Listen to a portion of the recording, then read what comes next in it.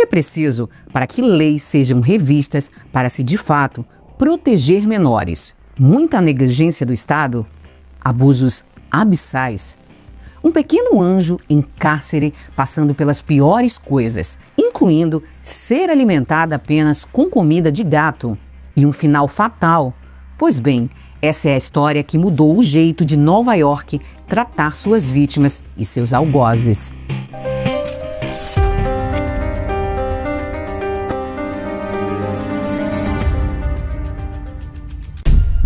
Olá, minhas lindezas, tudo bem com vocês? Para quem não me conhece ainda, porque está chegando agora no canal, eu sou Mirla Prado. Saibam que é um prazer enorme para mim ter você aqui para assistir o primeiro vídeo comigo, que eu espero que seja o primeiro de muitos, certo? Sobre o caso de hoje, gente, eu preciso dizer a vocês que é o tipo de caso que a gente precisa contar, para que as vítimas tenham as suas vozes ouvidas, já que elas não tiveram durante tudo que elas passaram. E assim, as coisas não possam se repetir, né? Antes de eu ir para a história, eu preciso fazer aqueles pedidos carinhosos que fazem com que o canal aqui esteja no ar, tá? Se você ainda não é inscrito no canal e se interessa por esse tipo de conteúdo, eu te convido a se inscrever. Se já é inscrito e ainda não ativou as notificações, ativa para você tentar não perder nenhum fato sinistro a partir de agora. Gente, agora em 2025 eu tô tentando fazer um negócio certinho para os membros do canal, porque eu sou muito displicente, eu não dou conta de tanta coisa ao mesmo tempo, e eu tô tentando me organizar. Então, olha só, os membros do canal agora, eles têm direito a assistir os vídeos antes, tá? Sem falar que eu também vou colocar vídeos exclusivos e de vez em quando a gente vai fazer uma live surpresa para os membros, tá bom? E outra coisa, também teremos os erros de gravação, porque nisso eu sou especialista. E assim, gente, se você puder ser membro e me ajudar, muito obrigada, mas se não puder, não tem problema nenhum, a gente sabe qual é a realidade do Brasil, certo? Então se puder, vai ser de grande ajuda. E é isso, se você puder deixar o like também, vai ser maravilhoso. Eu fico por aqui e agora, bora pra história.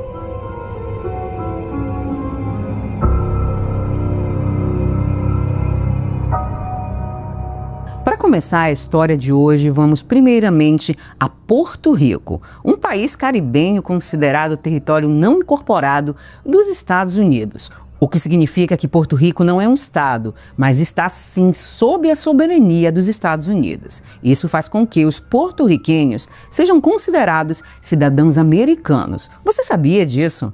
E foi nesse belo cenário que nasceu Nixali Santiago, que chamaremos a partir de agora de Liz. A família, que era composta de um pai, uma mãe, Liz e mais 4 irmãos, seguia sua vida normal, até que seu pai abandonou a família.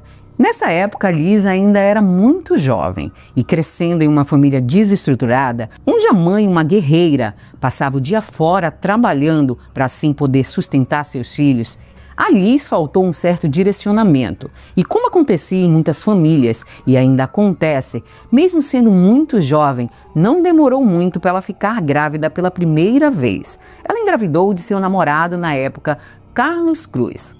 E assim nasceu seu primeiro filho, Javier. Liz não manteve um relacionamento duradouro com o pai do menino e acabou se tornando uma mãe solo. E agora sozinha com o filho, como cidadã americana, ela decidiu ir em busca de novas oportunidades nos Estados Unidos, mais precisamente em Nova York. Já em solo dos Estados Unidos, na década de 1990, e com seu pequeno Javier a tiracolo, ela é uma situação no mínimo inusitada, para ser mais exata. Enquanto assistia uma briga de rua em seu bairro, um rapaz também fazia o mesmo, e assim logo eles passaram a conversar. E foi dessa forma totalmente fora do comum que a Liz conheceu seu primeiro namorado no país. Este era o Durham Mia. Acho que é assim que fala o nome dele. O casal teve aquela paixão avassaladora e logo passou a morar junto. Até que a Liz, apenas 6 meses após iniciar o relacionamento, engravidou novamente. Mas o Durham não queria filho não. Então ele chegou com a namorada e disse que ela deveria interromper a gestação. Mas ela, gente, estava determinada a ter o bebê. E assim, se sentindo abandonada, ela saiu da casa do namorado grávida com seu filho Javier. Sem ter para onde ir, a Liz primeiramente foi para um abrigo de moradores de rua que ficava perto da casa do namorado. E depois, ela foi para Connecticut, onde ela tinha alguns familiares. Lá, enquanto ela procurava trabalho para sustentar seus filhos, Alice conheceu Edward Brown, que logo se apaixonou por ela e chamou ela para morar com ele, assim também levando Javier, né, que era o filho que ela já tinha, e sem esquecer que ela estava grávida de outro homem. E o Edward logo disse a ela que assumiria também o bebê que ela estava gestando. E assim, em 18 de julho de 1998, nasceu uma linda menininha que recebeu o nome de Nix Mary Brown. Segundo as fontes, o Edward, ele adorava as crianças. E mesmo a Nix, né, que é como eu vou chamá-la a partir de agora, e o Javier, não sendo filhos dele biológicos, ele os tratava muito bem. E após o nascimento da Nix, adivinhem, Alice engravidou, gente, novamente. Dessa vez de um filho do Edward. E depois ainda veio mais um filho, totalizando assim 4 crianças pequenas naquela casa. E Edward realmente se mostrou um ótimo pai. Ele não fazia nenhuma distinção entre seus filhos biológicos e os não biológicos. No entanto, de forma inesperada, o casamento entre ele e Liz chegou ao fim. O que, para alguns, alguns diziam que, na verdade, Alice havia traído o Edward. E vocês vão já descobrir com quem? Com o verdadeiro demônio. E assim, gente, poucas semanas após o Edward sair de casa, Alice começou a se relacionar com um novo homem. E esse era César Rodrigues, que era a segurança do prédio que ela morava com o Edward. Não demorou muito para que eles começassem um relacionamento mais íntimo e assim se casassem. O César era um mexicano do estado de Guerrero. Ele migrou para os Estados Unidos ainda quando era criança, estabelecendo-se no bairro de Williamsburg, no Brooklyn. E com pouco tempo de relacionamento, Alice se mudou para a casa do César, juntamente com seus 4 filhos. Nesta altura, já em 2004, a Nix já era uma menininha de 6 anos, quase 7, mas tinha um problema aí. Ela nunca tinha frequentado a escola. E como ela, em casa, só falava espanhol, porque todos ali só falavam espanhol, ela não sabia falar inglês. E assim, gente, quando ela foi matriculada na escola, ela teve muita dificuldade de adaptação. Mas ela teve um anjo, um anjinho, né? Uma menininha que logo ficou amiga dela. Essa menininha se chamava Janelle. E a Janelle fazia de tudo para que a Nix se inserisse, para que a Nix aprendesse a falar inglês e não ficasse mais de lado ali na turma. E a Nix, como era uma menina de fácil trato realmente, logo ela fez muitos amiguinhos. E ela, para se comunicar, ela fazia de tudo, gente. Ela pegava cada embalagem e ficava treinando. Ela realmente era muito dedicada a se socializar, a realmente se inserir, se sentir bem-vinda àquele grupo. O problema é que quem via a Nix ali na escola nem imaginava que ela tinha um grande segredo, porque ela era uma menina muito alegre, uma menina muito dócil, carinhosa, mas que na verdade aquilo não passava de pura aparência, porque ela tinha uma vida muito triste e aquele sorriso inocente era, entre aspas, falso, né? A Nix, assim como muitas meninas daquela época, amava brincar com a boneca Barbie, assim como também com seus irmãos e seu gato, o Angel. Mas infelizmente ela era alvo constante de um monstro que a submetia ao inimaginável. Agora chegando nessa parte, gente, primeiro eu devo dizer para vocês que as denúncias foram tantas, mas tantas, que para não ficar tão maçante, eu vou tentar resumir ao máximo para vocês, sem perder nenhuma parte de fato importante na história. E eu tô falando isso aqui para vocês entenderem como essa história foi absurda. Quantos pedidos de socorro foram feitos sem ser atendidos? Então bora lá. Em 16 de maio de 2005, as primeiras alegações que algo estranho estava acontecendo naquela casa surgiram. A escola averigou e, através de um relatório, informou ao Estado que a garota, que ainda estava na primeira série, havia faltado 46 dias na escola, enquanto seu irmão Javier tinha faltado 32. E nos Estados Unidos, isso é realmente verificado com muita seriedade. E quando esse fato explodiu na escola, a Nix estava ausente, mas o Javier estava na aula. Então logo ele foi chamado para prestar esclarecimentos, para ter uma conversa com o diretor e a coordenadora. Ele disse que a Nix não estava indo para a aula porque ela havia sofrido 2 acidentes. Segundo ele, ela havia queimado a mão no fogão e depois caído da cama e machucado a cabeça e os pés. E aqueles profissionais, eles eram acostumados com as rotinas das crianças que estavam ali na escola. Então, ao ouvirem isso, logo eles suspeitaram que aquilo era no mínimo estranho. Então, foi solicitada uma averiguação de bem-estar para Nix e as demais crianças naquela casa. E assim, gente, uma assistente social do estado foi designada para fazer uma visita à casa. E no dia 18 de maio, ela foi atendida por Liz e César. A entrevista foi toda conduzida em espanhol, pois era a língua primária deles, primária da família. Então, para que nada se perdesse, a entrevista foi toda conduzida em espanhol. E pasmem, a assistente social determinou que a situação de vida da família era totalmente adequada. Havia comida suficiente na geladeira, roupas e camas para as crianças, e ela simplesmente não viu uma coisa: um quartinho sujo com um colchão no chão, que logo vocês vão entender. Sem falar que a essa altura ali já estava grávida novamente, dessa vez do seu 6º filho. Porém, gente, durante essa visita, mesmo ela falando que visivelmente estava tudo bem, ela percebeu uma lesão, uma cicatriz consistente com uma queimadura na mão de Nix. E quando ela foi questionar a Liz e o César sobre o que tinha acontecido com a menina, eles disseram simplesmente que não sabiam. Já a Nix, quando questionada, disse à assistente social que queimou a mão no aquecedor de seu quarto, que estava pingando água quente. Ela também contou que não se lembrava de ter caído da cama. Já o Javier deu à assistente social a mesma explicação para a lesão da irmã na mão, dizendo que tinha sido em um aquecedor. Mas vocês lembram que na escola ele tinha falado que, na verdade, a Nix tinha queimado a mão no fogão? Sem falar que o menino que a Liz teve com o Edward, que não teve o nome revelado, também, quando questionado, disse ingenuamente que a irmã não tinha caído da cama não, e que na verdade ela tinha queimado a mão na sala. E a partir dali a gente via que aquela história toda não era consistente, e era o mínimo que uma profissional que foi preparada para isso deveria ter observado, né?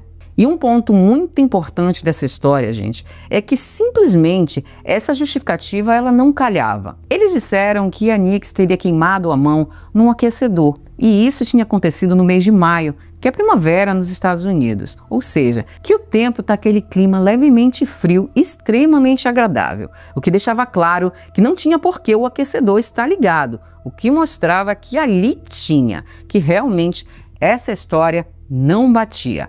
Parecia mesmo que a Nix e o Javier haviam sido treinados para dar aquelas justificativas. E, sinceramente, parecia que aquela assistente social, mesmo treinada para fazer aquele trabalho, não percebia o que estava debaixo dos seus olhos. Já a Liz, quando entrevistada, ela disse à assistente social que o César, na verdade, era pai apenas do filho, que tinha acabado de nascer, que tinha apenas um aninho, e do que ela estava esperando, que ela estava grávida. E que outros homens eram os pais de seus outros filhos, e que, inclusive, ela tinha uma medida de proteção contra um deles, por violência doméstica. No entanto, gente, nunca a assistente social investigou tais alegações, se realmente aconteceu esse lance da violência doméstica, e muito menos verificou se aquelas crianças tinham recebido algum aconselhamento naquela época. E tudo isso eram coisas que os assistentes sociais devem investigar quando incidentes do tipo acontecem. Mas essa assistente social em si, ela realmente parecia que estava fazendo um trabalho puramente por obrigação e não realmente para proteger aqueles menores. Mas essa profissional, mesmo sendo muito displicente, ela notou uma coisa, que a Nix estava muito magra, que ela estava realmente muito abaixo do peso para uma menina de 7. A Liz, quando questionada, disse simplesmente que a filha não gostava de comer, que já havia levado ela ao médico, mas que ela insistia em não comer e que ela não sabia o que fazer. E aí eu pergunto para vocês, vocês acham que a assistente social foi até o médico para averiguar se isso era verdade ou não? Claro que não. E sobre as ausências da Nix na escola, a Liz não negou que a filha havia faltado muito à escola, mas ela disse que isso ocorreu porque ela estava grávida e ela frequentemente tinha dificuldade para levar os filhos na escola. Mas tem um porém aí que eu preciso frisar para vocês. A escola ela não era longe da casa onde eles moravam, do apartamento onde eles moravam. Era apenas alguns blocos, mais ou menos 2 blocos só.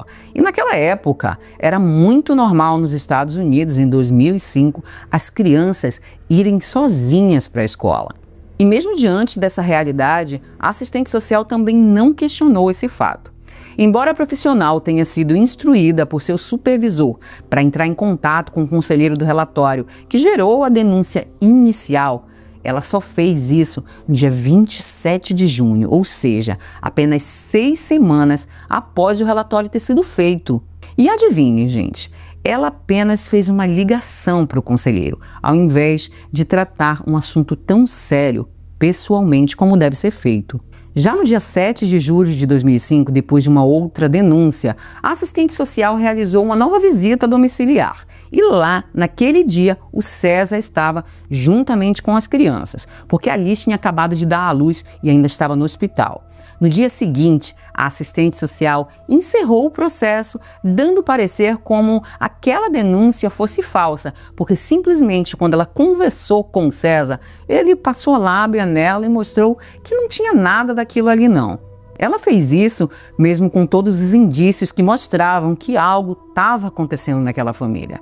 E o César ganhou ela na lábia.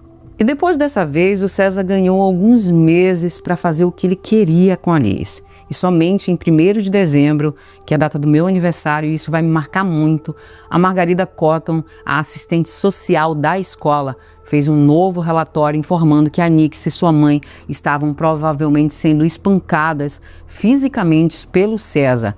Essa assistente social alegou que a pequena tinha uma laceração na testa e um olho muito machucado. Ela lá também atestava que era visivelmente que a Liz também era vítima de violência doméstica, pois ela se mostrava uma mulher muito passiva. E no mesmo relatório, essa profissional que foi realmente exemplar no trabalho dela, ela afirmou que o César intimidava a todos na casa para impedi-los de falar o que de fato acontecia naquele lugar. Essa assistente social relatou que não queria mandar os pequenos para casa, pois ela via que ali tinha um perigo muito grande para aqueles pequenos. Porém, gente, com todas as investidas da Margarita, que era assistente social da escola, nada de efetivo realmente foi realizado.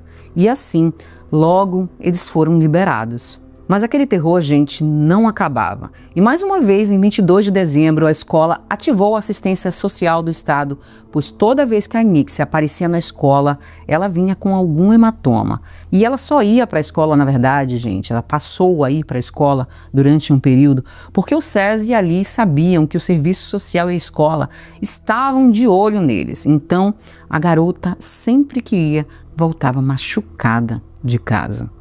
E dessa vez, gente, quando o ineficiente serviço social foi até o apartamento checar o que tinha acontecido, chegando lá eles descobriram que a Alice tinha ficado grávida novamente pela 7ª vez, mas que ela havia perdido o bebê no mesmo dia que a Nix havia se machucado. O que me faz suspeitar que nessa ocasião o César tenha agredido ambas. O interessante nesse fato é que a Liz, enquanto falava sobre a perda do bebê, com a maior naturalidade do mundo, sem nenhum receio, ela simplesmente falou que o bebê, o feto, estava dentro de uma jarra. E ela mostrou para a assistente social essa jarra. A mulher ficou horrorizada com aquilo que viu, com aquela naturalização. E ao contrário do que vocês pensam, após esse absurdo, essa assistente social apenas foi embora, sem fazer o que deveria, que era encaminhar a Liz para um acompanhamento médico e psicológico, né, gente? Afinal, aquilo não era normal. Até porque esse jarro com o feto, ele ficava no quarto em que o casal dormia, gente. Isso não era normal, não adianta, ninguém vai me convencer que isso é normal. E foi assim que as coisas ficaram, as festas de fim de ano passaram, até que em 4 de janeiro já de 2006, a assistência social recebeu um telefonema da escola, um novo telefonema, informando que Nix e seus irmãos continuavam ausentes da escola. E isso os preocupava muito. Mas pasmem, gente, a assistente social encarregada de averiguar a situação não só ignorou o fato, mas também resolveu tirar pequenas férias.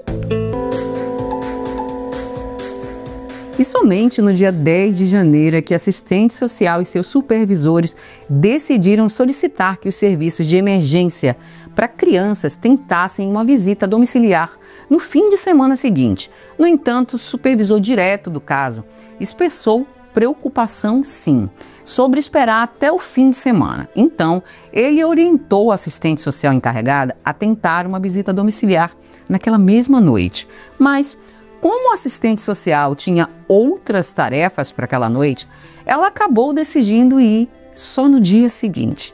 E essa decisão foi fatal. E assim, no dia 11 de janeiro de 2006, quando a assistente social entrou na rua da casa onde a família morava, do apartamento, essa rua estava fechada. Eram policiais e paramédicos para todos os lados. Ali a mulher, que não teve seu nome revelado, viu que talvez era tarde demais. E assim, gente, ao questionar o que havia acontecido, ela foi informada que a menina que ela tinha o dever de proteger estava sem vida desde as 4h30 da manhã. O que ficou claro naquele momento que se aquela mulher não tivesse mudado seus planos e tivesse feito a visita na noite, ela poderia ter evitado, sim, a partida da Nixie. Diante dessa situação, o casal foi imediatamente preso. Eles alegaram que tinham colocado a pequena na banheira e tinham se esquecido dela por 3 horas. No entanto, de acordo com o legista, o corpo contava uma história totalmente diferente, já que ela tinha vários ferimentos por todo o corpinho. Ela tinha cicatrizes de várias datas diferentes. Além disso, se constatou que ela pesava apenas 16 quilos no momento da sua partida.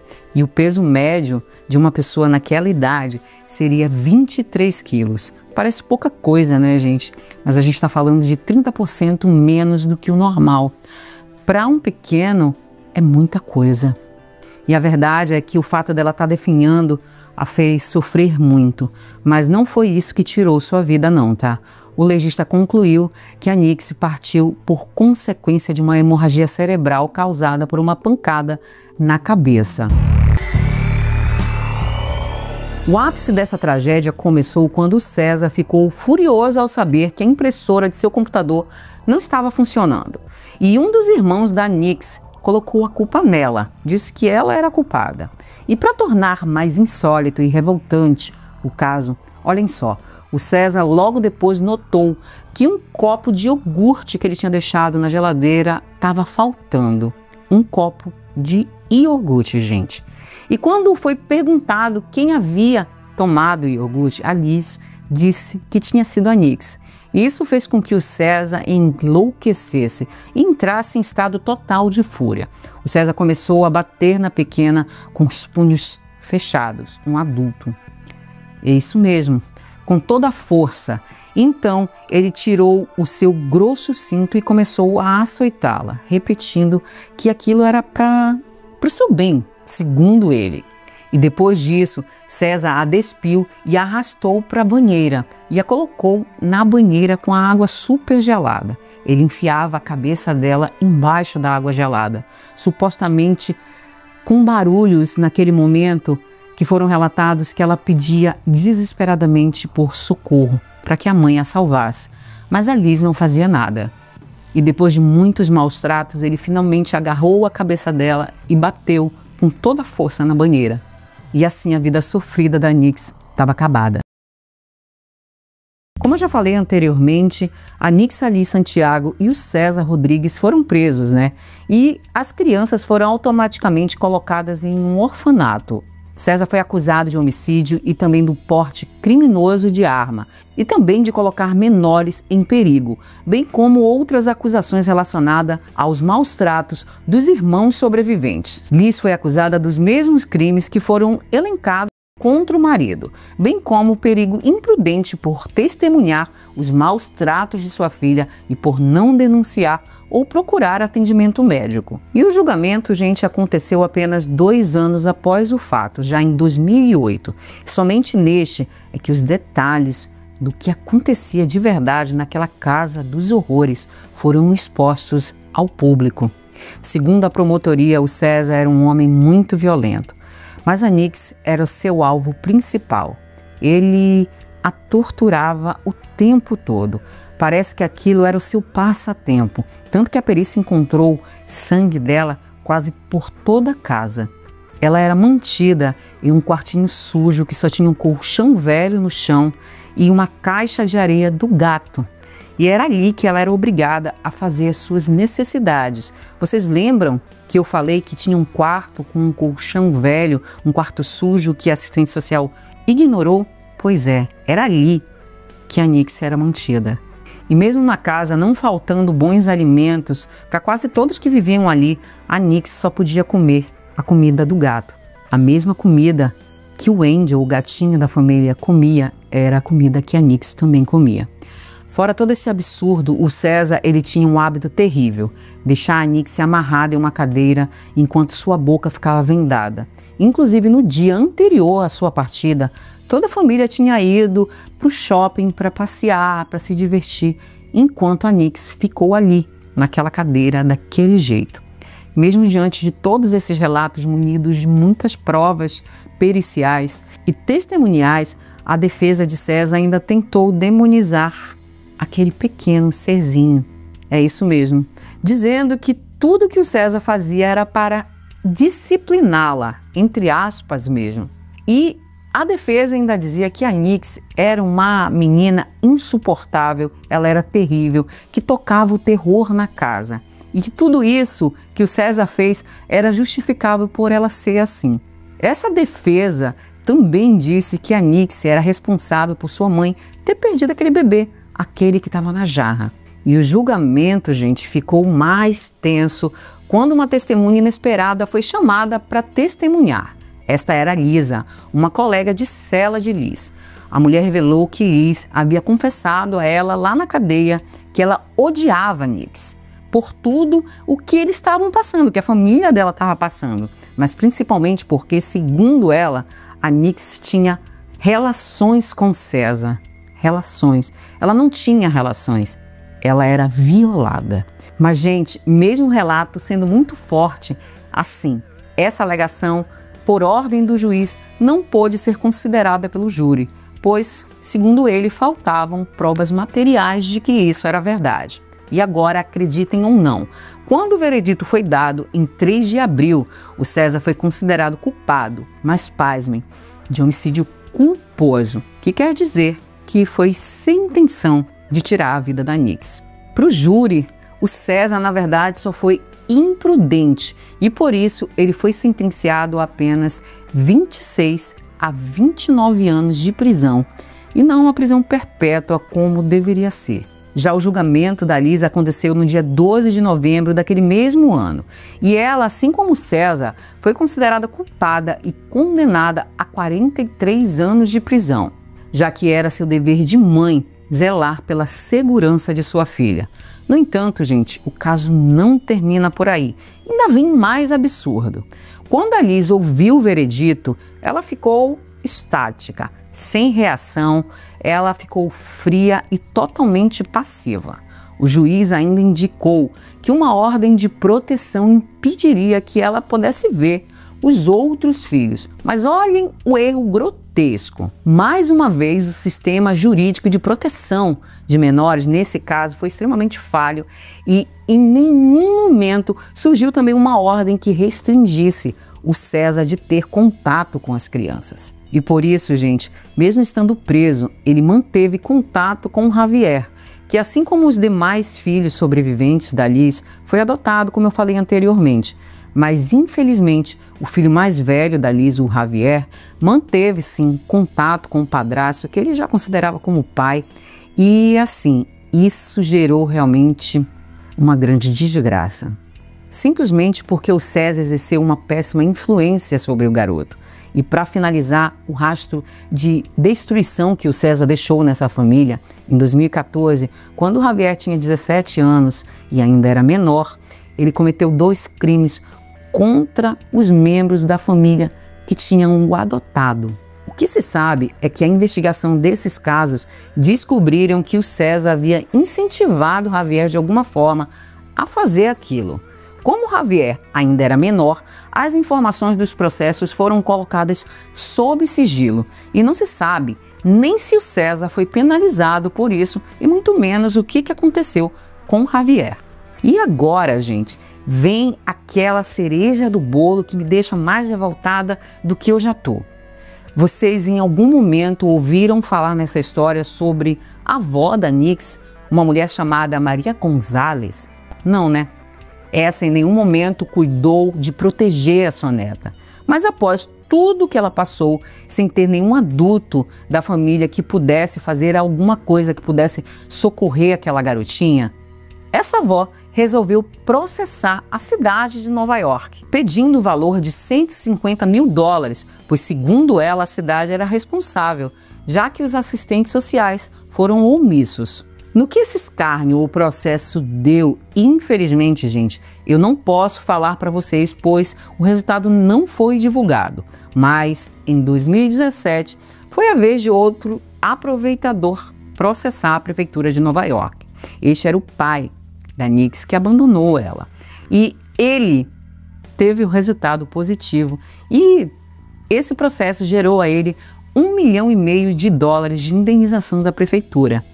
Já os assistentes sociais, que foram os grandes responsáveis pelo que aconteceu com a Nix depois, obviamente, do César e da Liz, acreditem, não sofreram nenhuma punição e continuaram trabalhando como se nada tivesse acontecido. A única coisa positiva, entre aspas mesmo, porque um anjo teve que sofrer, ter sua vida ceifada, para que o Estado resolvesse fazer algo, fazer alguma mudança, foi a aprovação da lei Nix-Mary, que prevê a prisão perpétua sem possibilidade de condicional para o crime de filicídio, que é quando os pais tiram a vida de seu filho. Como também outras medidas para aumentar a proteção de menores. E eu preciso falar que histórias como essa de hoje, como a história da Nix, porque infelizmente elas são muitas, nos lembram da importância, gente, de agir com urgência e responsabilidade diante das denúncias de abuso e negligência, para que nenhum outro menor vulnerável tenha que passar por tanto sofrimento e tenha suas vidas findadas de forma tão prematura. É isso, meus amores. Esse foi o fato sinistro de hoje. Eu espero que a Nix tenha tido uma passagem mais calma, porque infelizmente a vida dela nesse mundo foi das piores possíveis. E eu espero que ela esteja muito melhor onde quer que ela esteja.